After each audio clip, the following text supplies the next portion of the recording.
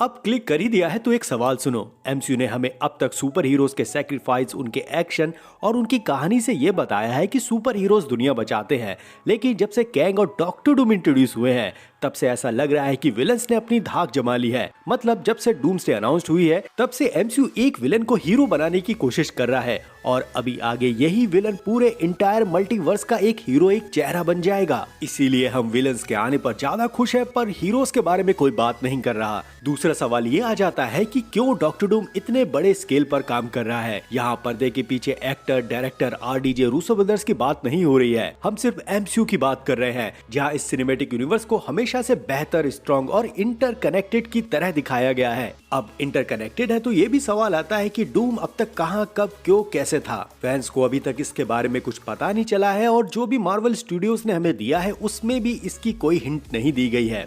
लेकिन अब मेरे पास कुछ ऐसे सबूत है जो ये बताते हैं कि डॉक्टर डूम पहले से ही था।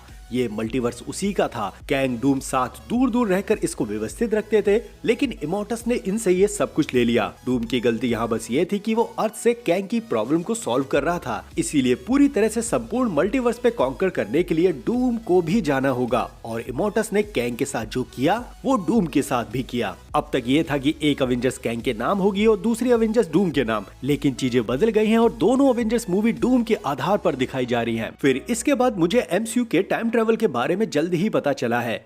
आगे डॉक्टर डूम और कैंग के बीच में जो बातचीत होगी उस दौरान आपको ये सुनाया जाएगा और जो सिर्फ डूम्सडे मूवी में कैंग और डॉक्टर डूम की कन्वर्सेशन के बीच में ही होगा। यहाँ एकदम नए तरह के टाइम ट्रेवल लॉ का नाम लिया जाएगा जो होगा ग्रोइनावाल्ड लॉ, जिसे डॉक्टर डूम ने कैंग को समझाया था कि टाइमलाइंस और ब्रांच टाइमलाइंस में जब आपसी उलझन होती है तब इसे कैसे फिक्स करना होता है। कॉमिक्स में भी इसका जिक्र डॉक्टर डूम ने किया है और वो कहता है कि ग्रोइनावाल्ड के नियम के हिसाब से टाइम ट्रेवल में पास्ट बदला नहीं जाता बल्कि एक अल्टरनेट पास्ट क्रिएट होता है। और यहाँ ये कन्वर्सेशन डूम और कैंग के बीच में इसलिए हो रही होती है क्योंकि एडी ब्रॉक टाइम ट्रेवल कर रहा होता है। उसने कई सारे अल्टरनेट फ्यूचर बना लिए होते हैं, इसलिए कैंग परेशान होता है एडी ब्रॉक के टाइम ट्रेवल से। Doom, master of all time, Kang को ताने मारते हुए कहता है कि इसी की वजह से तुम्हारा ओल्डन और बुद्धिमान सेल्फ इमोर्टस बना है। यहाँ इस कन्वर्सेशन में डॉक्टर डूम की जो टाइम की समझ है वो कैंग से ज्यादा दिखती है। कैंग आगे टाइमलाइंस के बारे में बताते हुए कहता है कि ये जो टेढ़ी मेढ़ी टाइमलाइंस है ये एक तरह का पाथ है एडी ब्रॉक की या किसी की भी। और जब वो आगे समय के बगीचे पर पहुंचेगा, मतलब समय का बगीचा उसे कहते हैं जहाँ टाइमलाइंस उलझी हुई होती है और आपस में टकरा रही होती है, जैसे हमने लोकी सीरीज में यहाँ देखी है, इसी को ही समय का बगीचा कहते हैं। हर एक कैरेक्टर का अपना एक टाइम पाथ होता है और ये ब्रांच टाइमलाइन की वजह से उसका एक खुद का बगीचा बन जाता है। फिलहाल आगे कैंग कहता है कि इसे रिवर्स तो नहीं किया जा सकता, लेकिन जहाँ ये टाइमलाइन दो भागों में टूट रही है अब हमारे पास इस स्ट्रक्चर के बाहर एक अनकंट्रोल तत्व है और ये लूप भी लिम्बो से होके गुजरता है जो एमसीयू में ह्यूमन्स का सीटाडेल है। अब आगे कैंग और डॉक्टर डूम लूप को फिर से तैयार करते हैं और जब ये लिम्बो से होके गुजरता है तब इसे साइड पॉकेट रियलिटी में धकेल दिया जाता है। अब इसकी वजह से वो अपनी ही एक अलग ही रियलिटी में सिमट के रह जाएगा। मतलब यहाँ किसी एक कैरेक्टर की ब्रांच रियलिटी में भी लूप को क्रिएट किया है कैंग और डूम ने। वही मैं आपको ये चीज बता दूं कि ये ग्रोइनावाल्ड लॉ है, इसी को ही एमसीयू में एंड गेम में यूज किया गया है। यहाँ आगे होने वाले टाइम ट्रेवल के 3 तरीके बताए हैं, जिनमें से नंबर 1 पर है टाइम मशीन जो कैंग और डॉक्टर डूम यूज करते हैं। दूसरे नंबर पर है मैजिक जो डॉक्टर स्ट्रेंज यूज करेंगे और थॉर का हैमर भी टाइम ट्रेवल कर सकता है। यहाँ मैंने म्यूनिर के ऊपर बहुत पहले एक वीडियो बनाई थी कि इमोर्टस ने ऐसे रीराइट किया थॉर की हिस्ट्री को कि वो ये भूल जाए कि उसका म्यूनिर टाइम ट्रेवल भी कर सकता है। May be doctor Doom past history से ये सारी चीजें जानता होगा, तब जो इस समय म्यूनिर लव के पास है उसे इसी म्यूनिर से किसी भी टाइम जोन में फेंक दिया जाएगा। मे बी हमें कुछ ऐसा भी दिखा दिया जाए कि डॉक्टर डूम मैजिक और साइंस की वजह से थॉर के हैमर को भी उठा सकता है और जैसे ही डूम के पास हैमर आएगा वो लव और थॉर को किसी टाइम जोन में फेंक देगा। फिर इसके बाद तीसरा तरीका है पर्सनली जनरेट एनर्जी। अब इसमें सिल्वर सर्फर भी आ जाता है और एमसीयू में लोकी है जो टाइम स्लिप को यूज कर रहा है। अब ये तीनों तरीके हमें आगे दिखाई देंगे। ये कैसे काम करेगा और कौन कौन से कैरेक्टर्स इसमें इंक्लूड हैं, इस पर मैं अलग से एक फुल वीडियो बनाऊंगा। अब इसके बाद हम बात करते हैं कि डॉक्टर डूम पहले से एमसीयू में कैसे है। हमेशा की तरह जीरो से शुरुआत करें तो एमसीयू में जितना भी कुछ देखने को मिला है वो मैनिपुलेटिव है। ह्यूमन्स ने लिखा है और हमने देखा है, लेकिन जो ह्यूमन्स ने देखा है वो हम कैसे देख पाएंगे।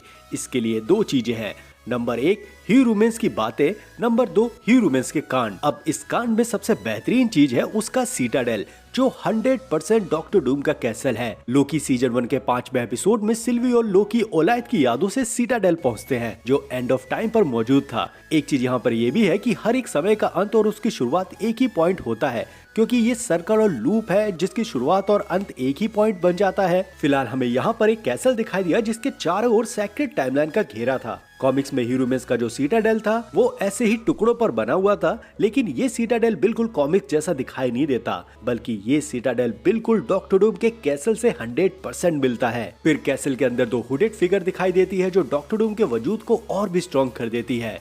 ह्यूरोमेंस की कहानी जो लोकी और सिल्वी को उसने सुनाई थी वो उस समय की थी जब ह्यूरोमेंस ने मल्टीवर्सल वॉर को रोका था और डॉक्टर डूम से वो सब छीना था। आगे ह्यूरोमेंस ने इस सीख को ही रीराइट किया। लेटवेरिया की पूरी धरती का हिस्सा उसने अपने इस कैसल को अपना सीटाडेल बना लिया। यहाँ जिस हिसाब से ह्यूरोमेंस रूल कर रहा था इस मरते मल्टीवर्स पर, ये बिल्कुल देखने में ऐसा है जैसे डॉक्टर डूम और उसका बैटल वर्ल्ड हो। दोनों सेम से ही लगते हैं और जिस पर कंट्रोल किया जा रहा है उनको ये नहीं पता है कि उनके साथ क्या हुआ है और क्या कोई इनसे ऊपर भी है जो इनके वजूद को बचाए रख रहा है और किसी पास्ट से आता है। बस यहाँ फर्क इतना ही है कि ह्यूरोमेंस का स्केल बहुत बड़ा था। उसने अपने इस मल्टीवर्स में इनकर्जन नहीं होने दिए और अर्थ को डिस्ट्रॉय नहीं होने दिया। उससे पहले ही एक समय के अंदर उसने लूप को शुरू कर दिया, लेकिन डूम का बैटल वर्ल्ड है वो आखिरी में हुआ जब सभी अर्थ नष्ट हो गई थी। दोनों मामलों में अगर देखा जाए तो इस मल्टीवर्स की कहानी एक बैटल वर्ल्ड के अंदर ही आती है, बस गेम बड़ा और छोटे स्केल पर हो रहा है। और ये इतना सटीक भी है कि जिस जगह ह्यूरोमेंस का थ्रोन था अब वहाँ पर लोकी है और यही थ्रोन पहले डॉक्टर डूम का हुआ करता था। आगे सीक्रेट वॉर्स में यही थ्रोन डॉक्टर डूम को मिलेगा और सीक्रेट वॉर्स कॉमिक सीरीज में भी डूम के पास एक ऐसा ही ट्री था जहाँ वो अपने किंगडम को रूल करता था। यहाँ गणित साफ है कि जो डूम का है वो उसे मिलेगा, लेकिन कीमत ये है कि इसे बचाओ और ले लो। वही वॉइड को भी डॉक्टर डूम ने क्रिएट किया था और ये कोई जंकयार्ड नहीं है, बल्कि ये एक यूनिवर्स हो सकता है, ब्लैक होल का सेंटर हो सकता है या नेगेटिव जोन हो सकता है। मे बी यहाँ पर इन तीनों को एक साथ भी यूज किया जा सकता है। नंबर 1, अगर हम इस संभावना की बात करें कि क्या ये कोई एक यूनिवर्स है जहाँ से डॉक्टर डूम आता है, क्योंकि TVA का टाइम गेट और TVA में जितने भी टेक यूज हो रहे हैं वो डॉक्टर डूम की इन्वेंशन है। जिस फंक्शन से टाइम गेट या फैंटास्टिक फोर का पोर्टल काम करता है ये बिल्कुल डॉक्टर डूम से चुराया गया है।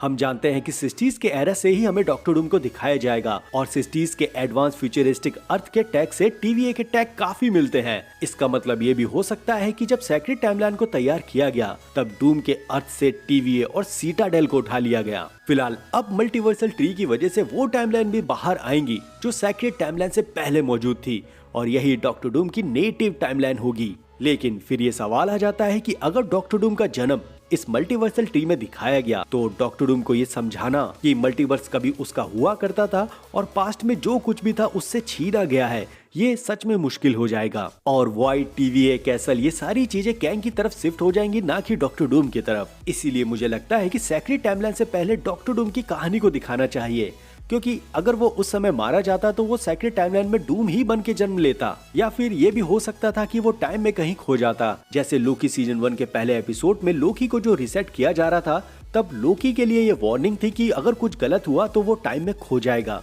और ऐसे ही डूम के लिए हो सकता था। लेकिन ह्यूरोमेंस ने यहाँ कोई रिस्क नहीं लिया, इसलिए डूम का एक हीरोइक हिस्सा आयरन मैन के लिए यूज किया गया 616 पर। ये सेम वैसा ही है जैसे ह्यूरोमेंस ने अपने एक इंटेलिजेंट हिस्से को विक्टर टैमली के लिए यूज किया। दूसरी तरफ ये भी होगा कि डूम कहीं ट्रैप है अपने ही लूप में जिसे ह्यूरोमेंस और इमॉर्टस ने क्रिएट किया है, और यहाँ जिस लूप और ट्रैप की बात हो रही है वो वॉइड में ही कहीं होगी जहाँ डॉक्टर डूम कैद होगा। और ऐसा होना सही भी लगता है क्योंकि वॉइड और टाइमलाइंस के टाइम जोन दोनों अलग हैं। ऊपर टाइमलाइंस जितनी बार भी रिसेट हो जाए इधर नीचे वॉइड में कुछ भी पता नहीं चलता, और ऐसा ही MCU में टाइमलाइंस के साथ हुआ है, न जाने कितने बार रिसेट हुई है। दूसरी तरफ एक चीज ये भी है कि वॉइड में जितने भी कैरेक्टर से जुड़ी हुई चीजें हैं वो एक ही जगह आके गिरती हैं।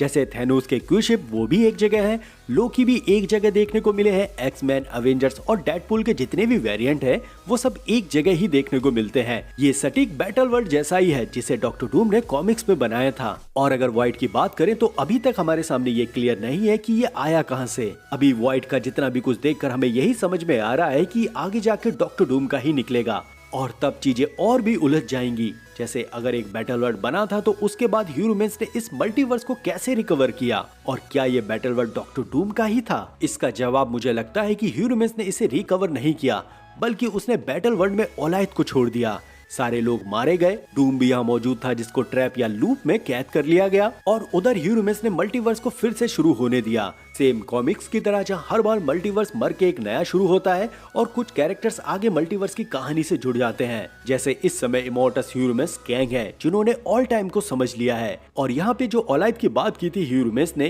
कि इसकी मदद से उसने मल्टीवर्सल वॉर को रोका है, तो इसीलिए ही तो वाइड में ओलाइथ नजर आता है क्योंकि यहीं पर वो फाइनल वॉर हुई थी जिसकी आगे की कहानी ह्यूरोमिस ने रीराइट की। इसलिए यहाँ ओलाइथ और ये बैटल वर्ल्ड बच गया और यही सबूत काफी है। दूसरा, वाइड की कोई टाइमलाइन नहीं है लेकिन ये एक अर्थ जैसी लगती है। यहाँ पर भी अर्थ जैसे फिजिकल लॉ है, तारे हैं और एक सूरज भी है जिसका ठिकाना आउट ऑफ टाइम बताया गया है। तो ये एक ऐसी रहस्यमय चीज है जिसे दो अलग टाइमलाइंस के जोन से दिखाया गया है। इसके अलग एक चीज ये भी है कि अब तक हमने 4 लैटवेरिया को देख लिया है, 3 फैंटास्टिक 4 मूवी में और एक MCU 616 पर। अब तक हमें हर एक फैंटास्टिक 4 मूवी में डॉक्टर डूम देखने को मिले हैं, लेकिन रियल जो RDJ डॉक्टर डूम है वो हमें रिसेंट के ही फैंटास्टिक 4 मूवी में देखने को मिला। लेकिन यहाँ पर ये भी नहीं कहा जा सकता है कि ये RDJ डॉक्टर डूम इस यूनिवर्स से है। वहीं 616 में जो कैसल देखने को मिला था वो बिल्कुल कॉमिक एक्यूरेट है और यहाँ पर ये जो रास्ता और ये जो गाँव है ये बिल्कुल विक्टर वॉन डूम के लैटवेरिया से मिलता है। साथ ही यहाँ पर ये जो बॉक्स है उसके पीछे भी वॉन डूम लिखा हुआ है, मतलब 616 में एक ऐसा लैटवेरिया है और वहाँ पर भी विक्टर वॉन डूम नाम की भी कोई चीज है।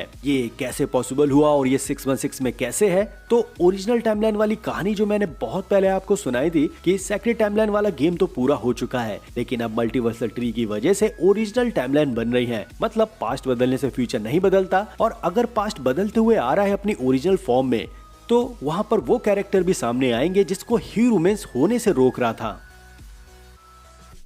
अब तक हमने जितने भी डॉक्टर डूम के बारे में देखा है वहाँ RDJ डॉक्टर डूम जैसा कोई नहीं था, बल्कि अलग अलग डूम थे, अलग अलग लैटवेरिया थे जिसे ह्यूरोमिस को कोई खतरा नहीं था, जिसके लैटवेरिया से उसका कैसल लेकर उसका सीटाडेल बना दिया गया। उसके बीवी बच्चों को किसी दूसरे यूनिवर्स में फैंटास्टिक 4 के बीवी बच्चे बना दिए गए और उसके साथ एक मजाक किया गया कि उसे एक आयरन मैन की लाइफ दी। ये डूम के शान के खिलाफ है और उसकी लेगेसी TVA यूज कर रही है। मैं चाहता हूँ कि मुझे डूम की कहानी ऐसे दिखाई दे कि सेक्रेट टाइमलाइन से पहले जो ओरिजिनल टाइमलाइन थी वहाँ से डॉक्टर डूम था और अब वो TVA 616, एक्समैन, फैंटास्टिक 4 या जितने भी यूनिवर्स जो भी टेक यूज कर रहे हैं वो इन सबको पहले से जानता होगा क्योंकि वो ये सारी चीजें पहले ही देख चुका है। और ये जो राउंड 2 हो रहा है डॉक्टर डूम के साथ ये उसके लिए कुछ भी नया नहीं है।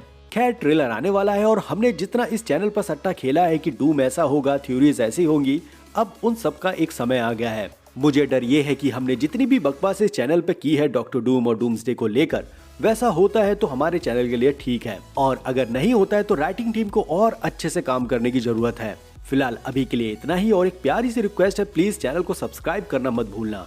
साथ ही लाइक, हाइप और कमेंट भी कर दिया करो जिससे इस वीडियो की रीच बढ़ जाए। तो इतना यार कर दो। खैर मिलते हैं अगली वीडियो के साथ, तब तक आप अपना ध्यान रखो, मजे लो, लव यू एंड बाय।